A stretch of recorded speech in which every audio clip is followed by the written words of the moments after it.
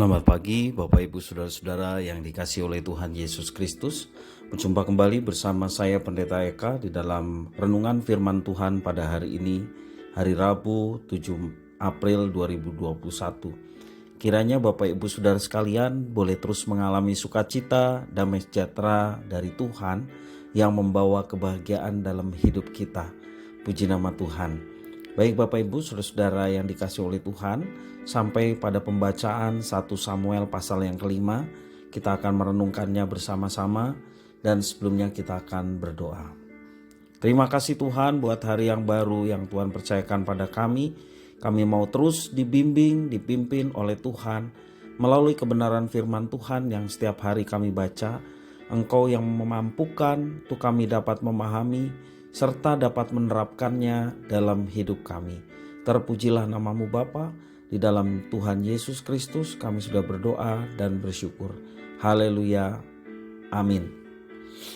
Bapak Ibu Saudara-saudara yang dikasihi oleh Tuhan Yesus Kristus, di pasal yang kemarin kita belajar bahwa Allah menghukum Imam Eli, demikian juga anak-anaknya, serta seluruh umat Israel melalui kekalahan mereka dalam peperangan melawan orang Filistin. Dan secara khusus lewat dirampasnya tabut Tuhan oleh orang Filistin.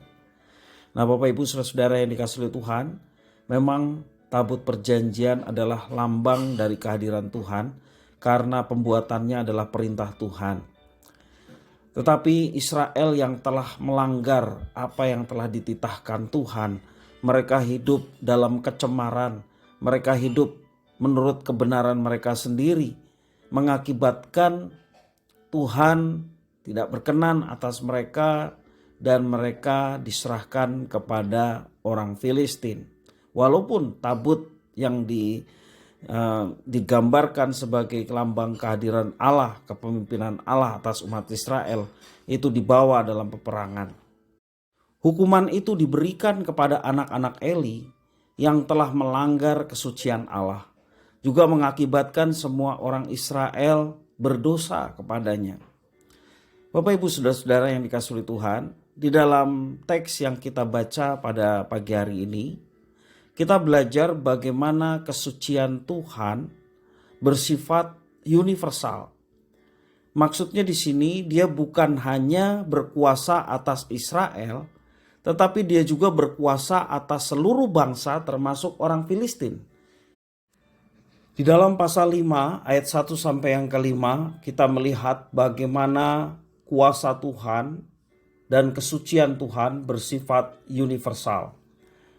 Sesudah orang Filistin merampas tabut Allah, maka mereka membawanya dari Ebenezer ke Asdod. Orang-orang Filistin mengambil tabut Allah itu, dibawanya masuk ke kuil Dagon dan diletakkannya di sisi Dagon.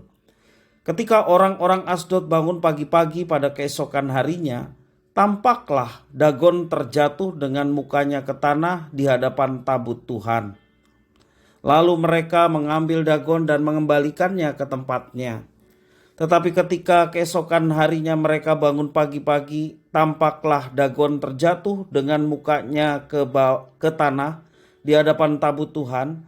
Tetapi kepala Dagon dan kedua belah tangannya terpenggal dan terpelanting ke ambang pintu. Hanya badan Dagon itu yang masih tinggal.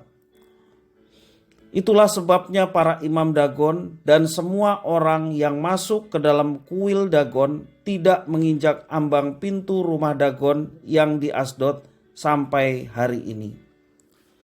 Bapak Ibu Saudara-saudara yang dikasihi oleh Tuhan, kita perhatikan bahwa ketika tabut Allah dihina oleh bangsa Filistin karena meletakkan tabut Allah tersebut dan disejajarkan dengan patung Dagon di Asdod, Allah tidak berkenan dengan apa yang mereka lakukan karena tabut perjanjian merupakan tanda kehadiran Allah di tengah umatnya dan itu merupakan perintah Tuhan.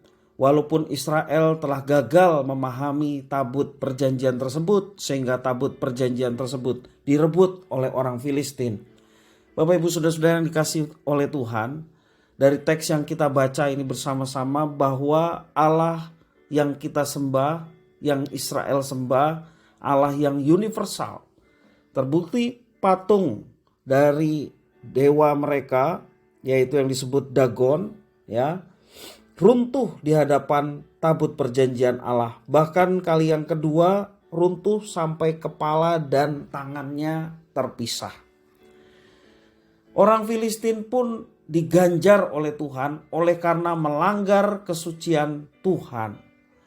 Mereka mengira bahwa Tuhan hanyalah salah satu dari dewa yang boleh disejajarkan dengan dewa-dewa mereka. Bahkan orang Filistin mengira bahwa Tuhan atau Yahweh telah kalah oleh dewa Dagon mereka. Terbukti dari kekalahan pasukan Israel dari orang Filistin. Itu sebabnya mereka menaruh tabut Allah yang bagi mereka seperti berhala Yahweh di kuil Dagon agar Yahweh melayani Dagon. Justru Yahweh menyatakan diri kepada bangsa itu bahwa Dia adalah satu-satunya Tuhan yang hidup dan yang layak disembah. Ya, 2 kali Dagon jatuh, bahkan kali yang kedua terpenggal kepala dan tangannya. Nah, Bapak Ibu Saudara-saudara yang dikasihi oleh Tuhan, Tuhan telah memerintahkan bangsa Israel untuk menjadikan tabut perjanjian Allah itu sebagai lambang kehadiran Allah, di mana mereka mengingat akan kasih Tuhan yang sedemikian besar, sehingga mereka hidup di dalam penyembahan kepada Tuhan, hidup dalam ketaatan kepada Tuhan. Tetapi mereka telah jauh daripada Tuhan. Mereka telah menyimpang dari apa yang telah Tuhan tetapkan. Sehingga ketika mereka melawan orang Filistin, Tuhan menyatakan hukuman atas orang Israel. Bahkan ketika tabut perjanjian itu dibawa dalam peperangan, mereka pun tetap kalah. Bukan karena tabutnya, tetapi karena hati Israel telah menyimpang dari ajaran Tuhan. Nah, Bapak Ibu Saudara-saudara yang kasih oleh Tuhan, perenungan bagi kita sebagai orang percaya, ya. Orang percaya yang hidup di zaman anugerah seperti kita sekarang ini seringkali juga mengabaikan kesucian Allah, menyepelekan seriusnya dosa, dan menganggap penghakiman Allah sebagai gagasan yang sudah usang. Sesungguhnya Tuhan yang dikisahkan di dalam pasal 5 ini adalah Tuhan yang sama yang kita sembah. Dia yang memimpin hidup kita di masa sekarang. Dia adalah Tuhan kita, Dia adalah juru selamat kita. Yesus bukan menyelamatkan kita agar kita hidup semaunya. Yesus menyelamatkan kita agar kita tetap menjaga kekudusan dan kita bisa hidup memuliakan Tuhan sebagai Raja kita, sebagai sesembahan kita. Seperti Rasul Paulus menuliskan kepada kita di dalam Roma pasal 6 ayat 1 sampai yang kedua. Dikatakan firman Tuhan, jika demikian apakah yang hendak kita katakan? Bolehkah kita bertekun dalam dosa supaya semakin bertambah kasih karunia itu? Sekali-kali tidak. Bukankah kita telah mati bagi dosa? Bagaimanakah kita masih dapat hidup di dalamnya? Jadi Bapak Ibu Saudara-saudara yang dikasihi oleh Tuhan, anugerah Tuhan yang sedemikian besar, yang telah mengampuni kita dari segala dosa dan kejahatan, yang telah menjamin kehidupan kita di masa yang akan datang, bukan karena kebaikan dan amal ibadah kita, tetapi karena kasih karunia. Apakah karena kasih karunia yang sedemikian besar itu yang telah dinyatakan kepada kita, kemudian Tuhan mengizinkan kita untuk hidup semaunya? Sebab dosa kita pasti diampuni, baik dosa masa lalu, sekarang, dan yang akan datang. Sehingga hidup kita semau kita sendiri? Tentu saja tidak. Bapak Ibu Saudara-saudara, di dalam Efesus pasal yang kedua ayat yang 10 juga dikatakan, dari ayat yang ke-8 saya akan bacakan, Efesus pasal 2. Sebab karena kasih karunia kamu diselamatkan oleh iman, itu bukan hasil usahamu tetapi pemberian Allah, itu bukan hasil pekerjaanmu. Jangan ada orang yang memegahkan diri, karena kita ini buatan Allah, diciptakan dalam Kristus Yesus untuk melakukan pekerjaan baik yang dipersiapkan Allah sebelumnya, Ia mau supaya kita hidup di dalamnya. Bapak, Ibu, saudara-saudara yang dikasihi oleh Tuhan, dari ayat-ayat dalam teks perjanjian baru ini mengajarkan kepada kita bahwa Kristus menyelamatkan kita bukan untuk hidup seenak kita sendiri. Kristus menyelamatkan kita agar kita menjaga kekudusan. Kita bisa hidup untuk memuliakan Tuhan, memuliakan Kristus sebagai Raja dan Tuhan kita. Kalau anak-anak Tuhan tidak serius menjaga diri dari dosa, bagaimana kita bisa menjadi saksi bagi mereka yang belum mengenal Tuhan dan masih hidup di dalam keberdosaan mereka? Ingat Bapak, Ibu, saudara-saudara yang dikasihi oleh Tuhan, Dia adalah Allah yang universal, Allah yang berkuasa atas semua ciptaannya, semua makhluk, semua orang, yang penghakimannya adil.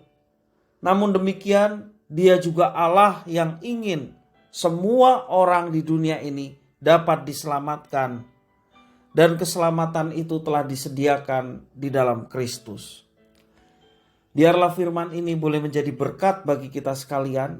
Marilah hidup kita memancarkan terang Kristus sehingga hidup kita boleh menjadi berkat bagi dunia. Puji nama Tuhan. Mari kita berdoa bersama. Terima kasih ya Tuhan atas firman-Mu. Kami mau hidup kami menggunakan kesempatan yang ada untuk hidup menyenangkan hati-Mu. Tidak menyia-nyiakan kesempatan hidup ini untuk hidup semau kami sendiri. Tetapi biarlah kami mau terus belajar taat. Kami mau terus belajar hidup sesuai dengan apa yang Tuhan inginkan, sehingga hidup kami berkenan kepadamu. Terima kasih ya Tuhan atas firman-Mu. Inilah doa, permohonan dan ucapan syukur kami. Semuanya kami naikkan di dalam satu nama, Tuhan Yesus Kristus, Tuhan kekasih jiwa kami. Haleluya. Amin.